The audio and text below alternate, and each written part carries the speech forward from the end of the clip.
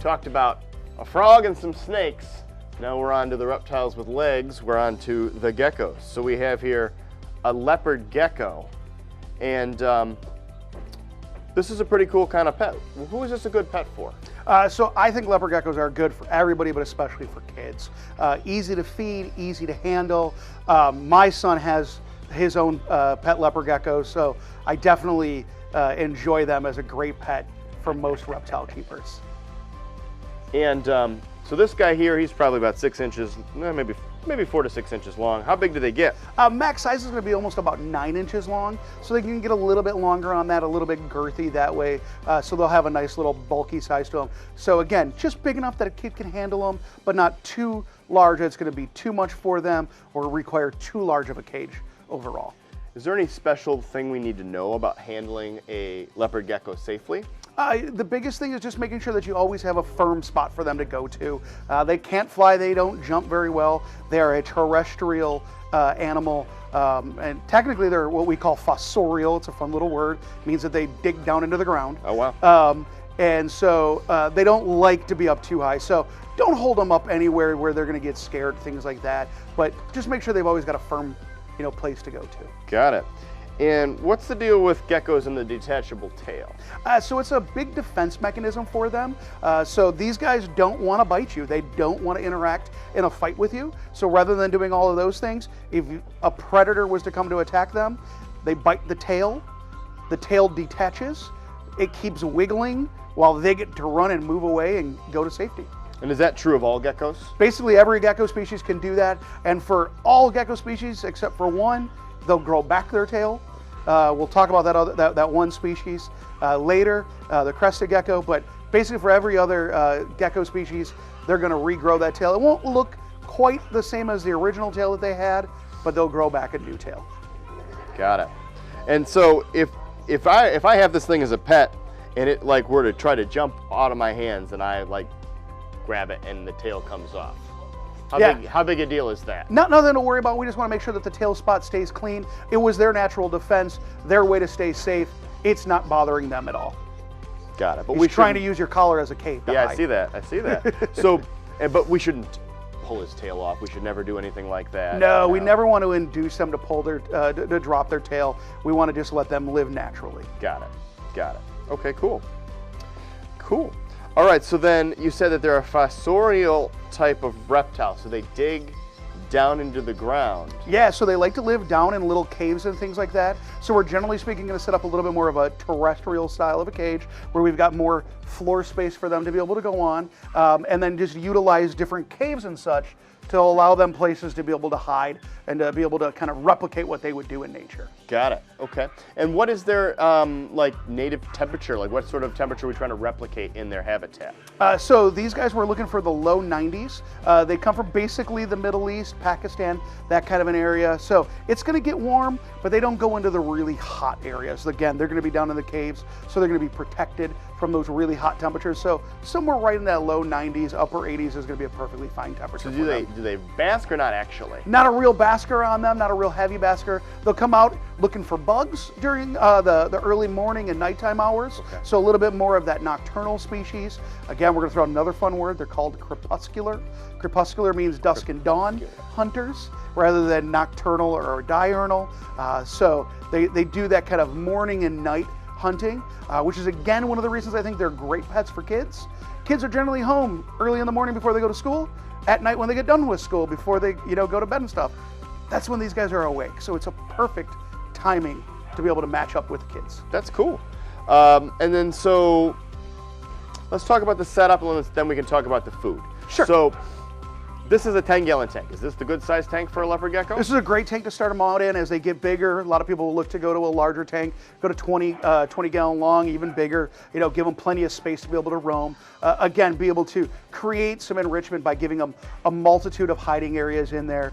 We like to start off the cage with the basic necessities, but then let the keeper figure out how they want to decorate it. Again, if you wanted to use a skull, you wanted to use a stack of little rock hideouts, things like that, the Habba huts, any of those different options, we can create little environments for them to be able to go on to.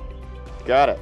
And then same thing with the snakes where we're putting all the heat on one side of the habitat, is that true? Correct. And generally speaking, we want to make sure that's over by one of those caves where it stays nice and warm in their cave. It's going to stay a little bit more consistent that way, keep that nice warm temperature for them. Got it. And in, you said the low 90s? Right around about 90, somewhere in that, within a couple degrees of 90, 88, 92 is going to be a good spot for them. On the hot side, and then the cold side? Down to about 70, 72 degrees. Got it. So still trying to create that hot zone and cold zone, so all the heat on one side. Need thermometers to know what's up with it so that we don't... Exactly. We've got a thermometer inside of there. Okay. One of the dial thermometers, but again, upgrading to a digital thermometer is always a good idea as well. That way you can check both sides. Got it. Okay. And then for the food. So these guys are insectivores, so they're going to want bugs and such like that. A lot of crickets. We can do mealworms, give them a little bit of variety in there to be able to kind of get both of those nutritional needs. One of the big things with these guys is we want to make sure that we add a supplement onto those bugs. Depending on the bug, they're not going to be nutritionally complete from one side or another. They're always going to be lacking something. So adding in a vitamin supplement like the Reptivite is going to cover our calcium and our vitamins. We also have a separate standalone calcium if we're worried about, you know, a lack of calcium, but this one by itself can really kind of cover both ends for you and give you a good 1-2 punch. But just a great way to make sure we're making those bugs nutritionally complete. So how do we give the vitamins to the critter? So we use the old kind of shake method. Put the bugs into a small container, a plastic bag, and then put some of the powder on top of there. We have the cricket keeper devices here where the crickets will live down inside of there. So what I recommend is that the customer comes in every week, every 2 weeks, buys a couple weeks worth of crickets. They're going to keep them in this container, and then the crickets are going to crawl up into the tubes to go into the dark spots.